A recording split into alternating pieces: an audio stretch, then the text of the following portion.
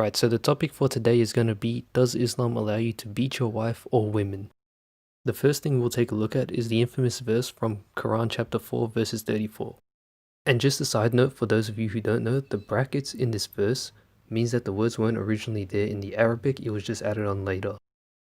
So the verse goes, men are the protectors and maintainers of women, because Allah has given the one more strength than the other, and because they support them from their means.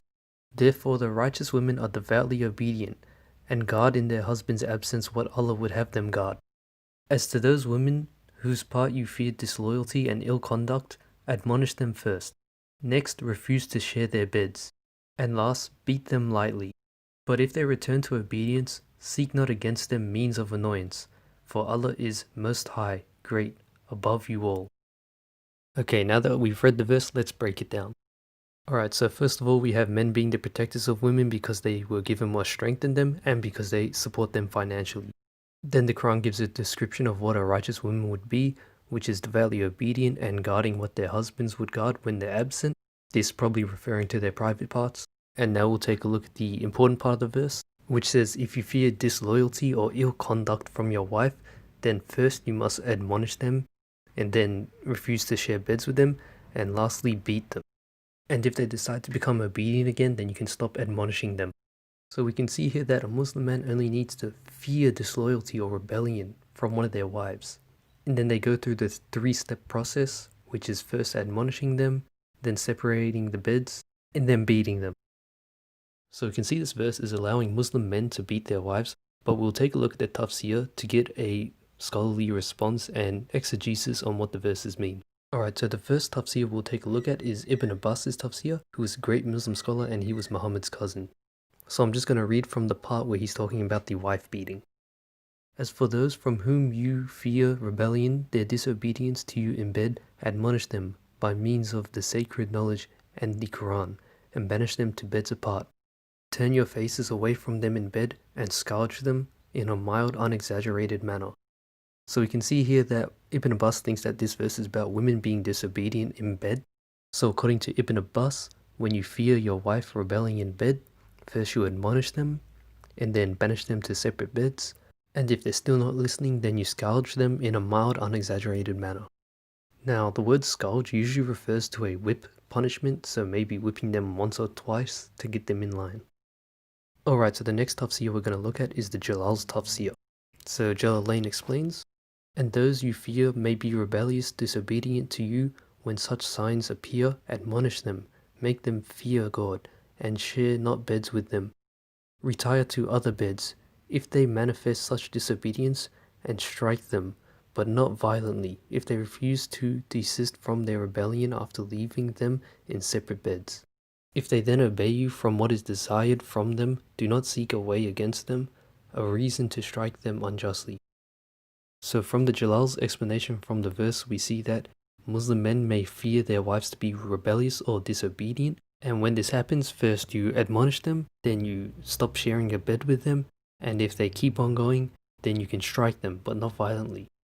So I would say strike probably refers to a jab, maybe 1 or 2 jabs. An uppercut would probably be too violent, as we know we're not supposed to punch people in the face in Islam. Alright, now let's take a look at the Tafsir of Ibn Kathir, one of the greatest Muslim scholars, on the verse. So he says, as to those women on whose part you see ill conduct, meaning the woman from whom you see ill conduct with her husband, such as when she acts as if she's above her husband, disobeys him, ignores him, dislikes him, and so forth. When these signs appear in a woman, her husband should advise her and remind her of Allah's torment if she disobeys him. Indeed, Allah ordered the wife to obey her husband and prohibited her from disobeying him, because of the enormity of his rights and all that he does for her. After this we have some hadith that Ibn Kathir links, and the hadith explain how Muslim women should be obedient to their husbands. Then we have the explanation of what beat them means, and he goes on to say, if advice and ignoring her in bed do not produce the desired results, you are allowed to discipline your wife without severe beating.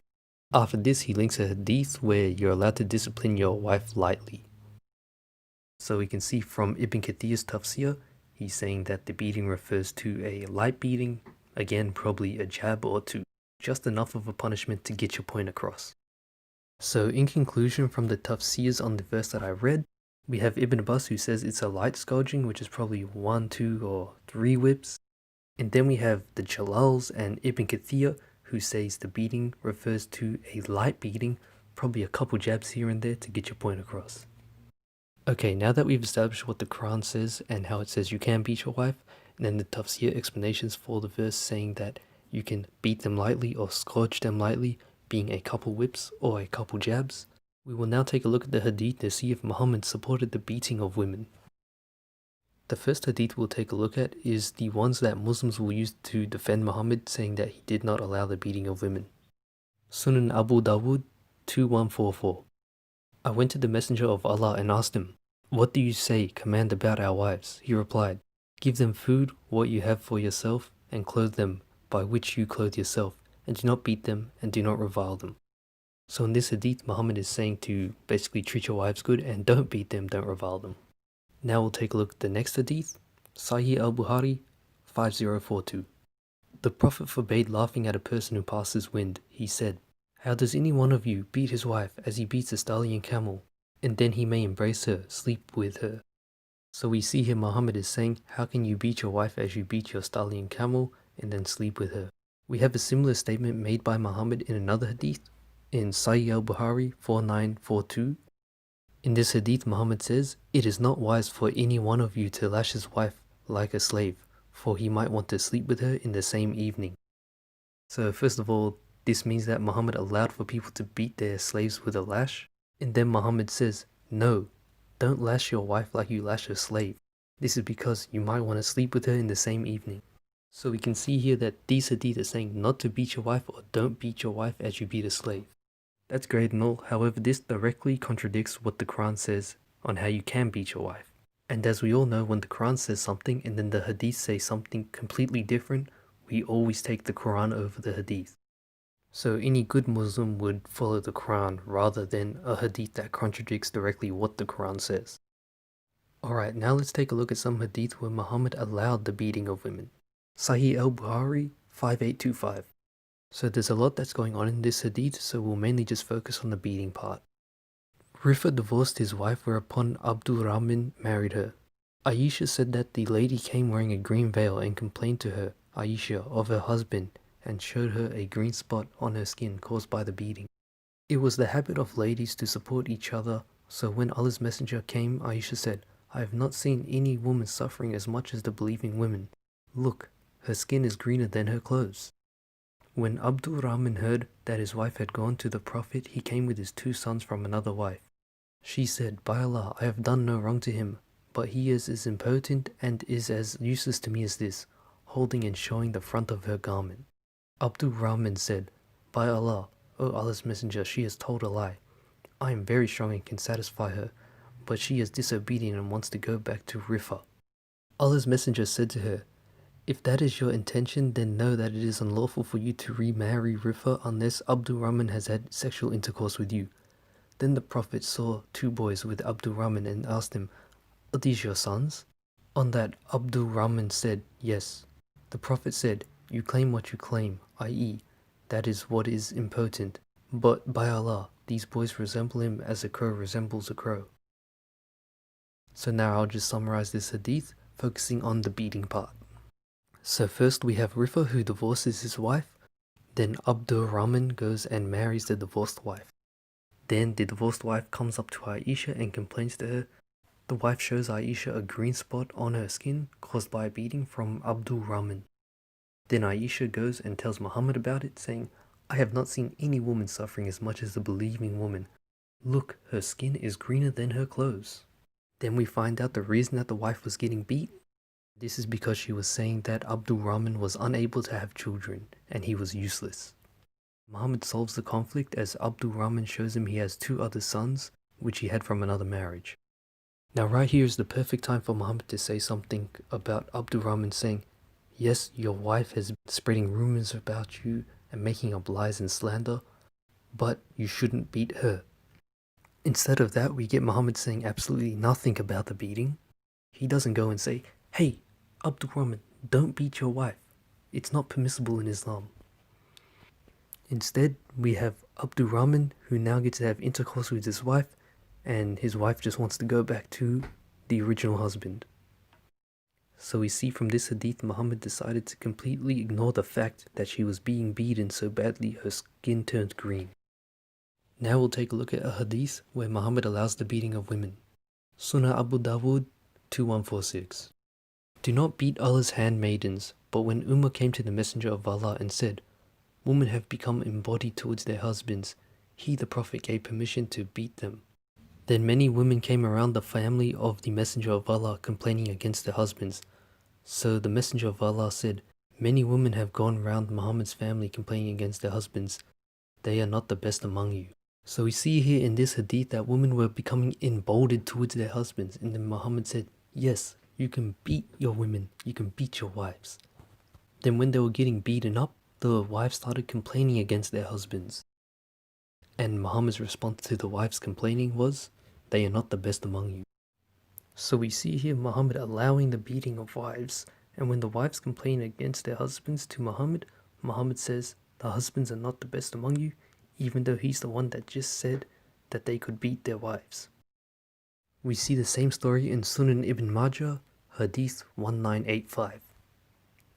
Now we'll take a look at another hadith where Muhammad supports the beating of wives.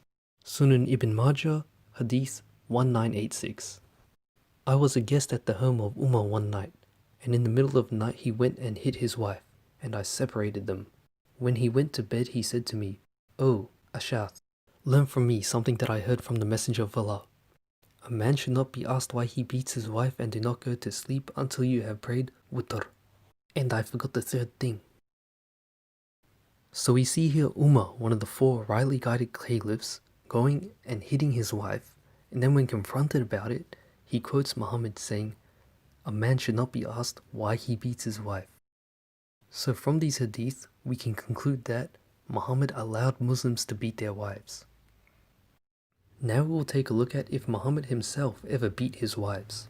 First we'll take a look at the hadith that Muslims used to defend Muhammad, saying he never beat anyone. Sahih Muslim 2328a.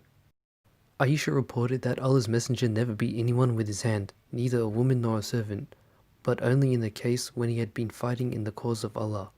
And he never took revenge for anything unless the things made inviolable by Allah were made viable. He then took revenge for Allah, the Exalted and Glorious. So we see here in this hadith that Aisha is saying Muhammad never beat anyone unless it was in the cause of Allah. Now we'll take a look at a hadith which directly contradicts the hadith we just read. In this hadith, it is recorded that Muhammad struck Aisha on the chest and caused her pain. Sahih Muslim 2127. Aisha explains, when it was my turn for Allah's Messenger to spend the night with me, he turned his side, put on his mantle and took off his shoes, and placed them near his feet, and spread the corner of his shawl on his bed, and then lay down till he thought that I had gone to sleep. He took hold of his mantle slowly, and put on his shoes slowly, and opened the door and went out, and then closed it lightly. I covered my head, put on my veil, and tied my waist wrapper, and then went out following his steps till he reached Bakwai. He stood there and he stood for a long time. Then he lifted his hands 3 times, and then returned, and I also returned. He hastened his steps, and I also hastened my steps. He ran, and I ran too. He came to the house, and I also came to the house. I, however, preceded him, and I entered the house. And as I lay down in bed, the Holy Prophet entered the house, and said, "Why is it, O Aisha, that you are out of breath?" I said, "There is nothing." He said, "Tell me, or the subtle and aware would inform me." I said, "Messenger of Allah, may my father and my mother be ransomed for you." And then I told him the whole story. He said, "Was it the darkness of your shadow that I saw in front of me?" I said, "Yes." He struck me on the chest, which caused me pain, and then said, "Did you think that Allah and His Apostle would deal unjustly with you?" She said, "Whatsoever the people conceal, Allah will know it." He said, "Gabriel came to me when you saw me. He called me and he concealed it from you. I responded to his call, but I too concealed it from you. for he did not come to you, as you were not fully dressed. I thought that you had gone to sleep, and I did not like to awaken you, fearing that you might be frightened. He, Gabriel, said, My Lord has commanded you to go to the inhabitants of Banquai, to those lying in the graves, and beg pardon for them. I said, Messenger of Allah, how should I pray for them? How should I beg forgiveness for them? He said, Say peace be upon the inhabitants of this city, from among the believers and the Muslims, and may Allah have mercy on those who have gone ahead of us, and those who have come later on, and we shall, God willing, join you. So we see here from this story, Gabriel tells Muhammad he has to go and pray for the people of Banquai, and then Muhammad goes to pray for them, and Aisha follows him to see what he's up to. And upon returning to the house, Muhammad questions Aisha on why she's out of breath, and then Aisha ends up telling him the truth about how she followed him. And after this, Muhammad deals with her by striking her on the chest, and Aisha said it caused her pain. So this hadith is showing that Muhammad struck Aisha, the mother of the believers, on the chest and caused her pain. It also shows that there is a contradiction between the two hadith I've shown. One where Aisha, mother of the believer, says that Muhammad never beat anyone, and then we have another encounter where Aisha is saying that Muhammad struck her and it caused her pain. Now both hadith are Sahih from Sahih Muslim, so they're both authentic. So you could either say that Sahih Muslim is just unreliable because of the contradiction, or you could say Aisha, mother of the believer, was making up a lie, or you could say that when Aisha said the statement, Muhammad never beat anyone with his hand, that was at a time before he struck her on the chest. Now I'll quickly show you something sneaky that the translators do on Sunnah.com because they're ashamed of what their prophet did. So here we see on Sunnah.com it says, He gave me a nudge on the chest which I felt, instead of saying, He struck me on the chest which caused me pain. However, when we take a look at HadithCollection.com, it translates it to, He struck me on the chest which caused me pain. And then when we check another site, SearchTruth.com, we see that it says, He struck me on the chest which caused me pain. This just shows how sneaky Sunnah.com is changing the translations to make Muhammad seem like a better person. Alright, now let's take a look at the example that the caliphs give us on if we should beat women. We'll take a look at the firstly rightly guided caliph, Abu Bakr himself. Sahih al-Bukhari 4608. Narrated Aisha, A necklace of mine was lost during al-Baida, and we were on our way to Medina. The Prophet made his camel kneel down and dismounted, and laid his head on my lap and slept. Abu Bakr came to me and hit me violently on the chest and said, You have detained the people because of a necklace. I kept as motionless as a dead person because of the position of Allah's messenger on my lap, although Abu Bakr had hurt me with the slap. Then the Prophet woke up and it was time for the morning prayer. The extended version of this story is in Sahih al-Bukhari 4607. I'll put it on screen so you can read through it. So we see here that Aisha lost the necklace, and because of this all the people stayed in a place where there was no water to look for the necklace, and they also had no water on them. And due to this, Abu Bakr, the rightly guided caliph, decides to slap Aisha, and it causes her pain. We also see this story is supported in another hadith in Sahih al-Bukhari 6845. In this hadith, Aisha reports that Abu Bakr came to her and struck her violently with his fist, and this is due to her losing the necklace. So we can see here from these hadith that Abu Bakr, the first rightly guided caliph, struck Aisha, causing her pain and showing that Muslim men can beat women. And now I'm going to add a clip from Abdullah Sameer's video where he rebuts Muhammad Hijab's argument that we are using the fallacy of presentism against the Quran. I'll leave a link in the description to Abdullah Sameer's video so you can watch it in your own time. It's not an argument against the religion, because all we're doing is, from a philosophical perspective, we're using our socially constructed 21st century Western norms and we're pitting them against the biblical, the Quranic, or whatever narrative. And what that is, it actually constitutes a fallacy called the fallacy of presentism.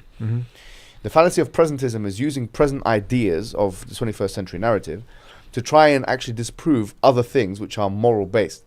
Well, that's actually anachronistic. In other words, you're using a present idea to superimpose it on a, let's say, a previous society or whatever it is. Well, that doesn't show that your idea is true and their idea is false. It just shows that you have a value judgment, a subjective aesthetic value judgment, which happens to differ from that which existed beforehand. But I thought the Quran is a document for all times that teaches us how to live our lives all the way from the 7th century until now. This is not the fallacy of presentism unless you're saying the Quran is only for the 7th century. And then in that case, I would agree. If you're saying the Quran is for the 7th century, then we can't argue against it in terms of today's values. But if you're saying it's a document for all times, then yes, definitely we can argue against it. So as Abdullah said, as the Quran is for all time, me looking at it with the moral views of a 21st century person is not the fallacy of presentism, because the Quran is not just for the 7th century, it is for all time. So in conclusion, we have the Quran saying that you can strike your wife. Then we have the Tafsir saying you can beat your wife without a severe beating or scourge them in a mildly unexaggerated manner. Then we have Muhammad in the Sunnah saying at times not to beat your wives, but this contradicts what the Quran says, so it can't be right. And then in other hadiths, we have Muhammad saying to beat your wives. Then we have Aisha saying Muhammad never struck anyone, but then in another hadith she contradicts herself, saying that Muhammad struck her and it caused her pain. We also had a look at the rightly guided Caliph Abu Bakr, and it was reported that he struck Aisha. So, does Islam allow you to beat your wife or women? Yes, it does. In order for a Muslim to say that Islam does not let you beat your wife or strike your wife, they would have to ignore Quran chapter 4 verses 34 and the Tafsir, and then cherry pick certain hadith. Well, that's it for today, guys. You can feel free to download this video, upload it to your monetized channels, use it however you want. Thanks for watching, I'll see you guys in the next one.